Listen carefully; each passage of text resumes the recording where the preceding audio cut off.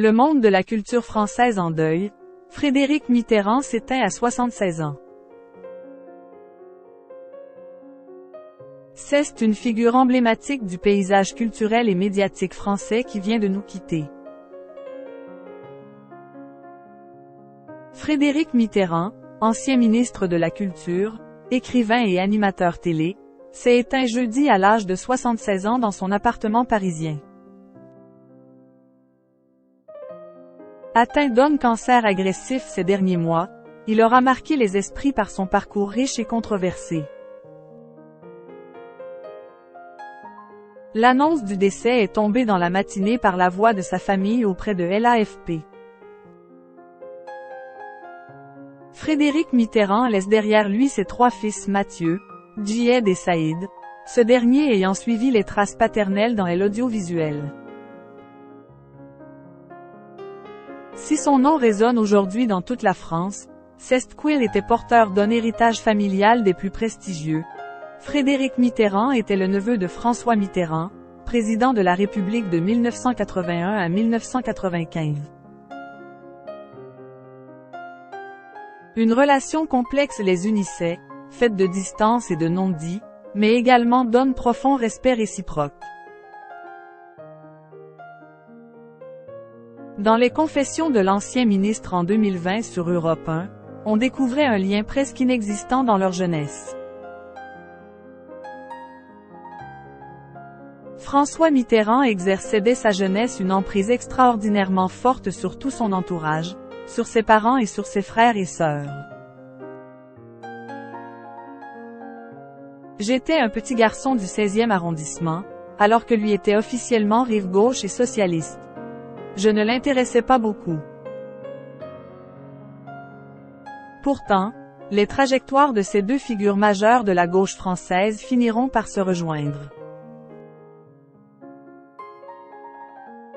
En 2009, François Mitterrand nomme son neveu au prestigieux ministère de la Culture, un poste qu'il occupera jusqu'en 2012.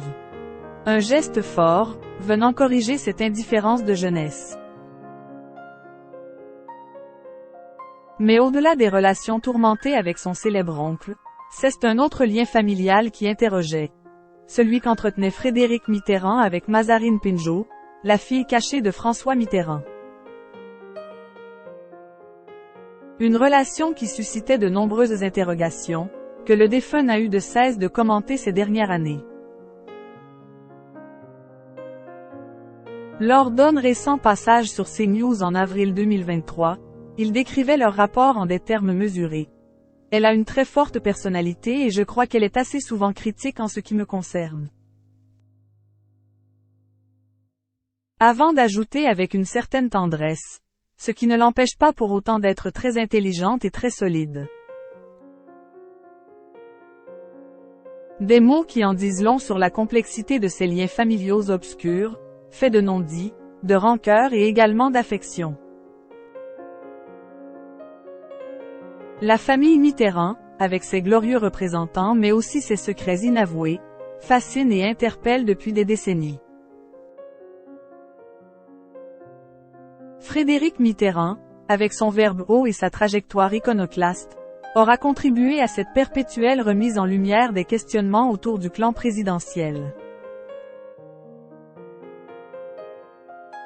Adulé par les uns, détesté par d'autres à cause de ses prises de position clivantes, il n'en reste pas moins une personnalité incontournable de la sphère artistique et intellectuelle hexagonale.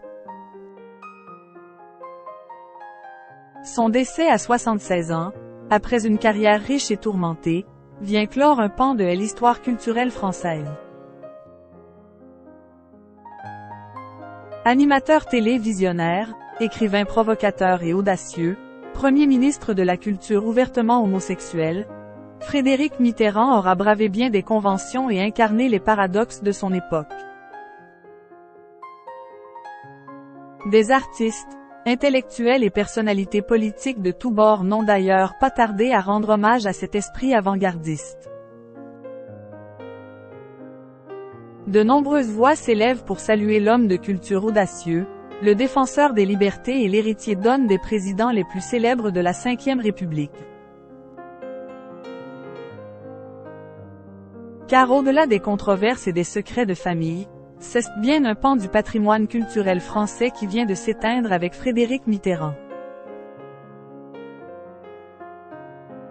Son influence et son engagement auront laissé une marque indélébile dans le paysage artistique national.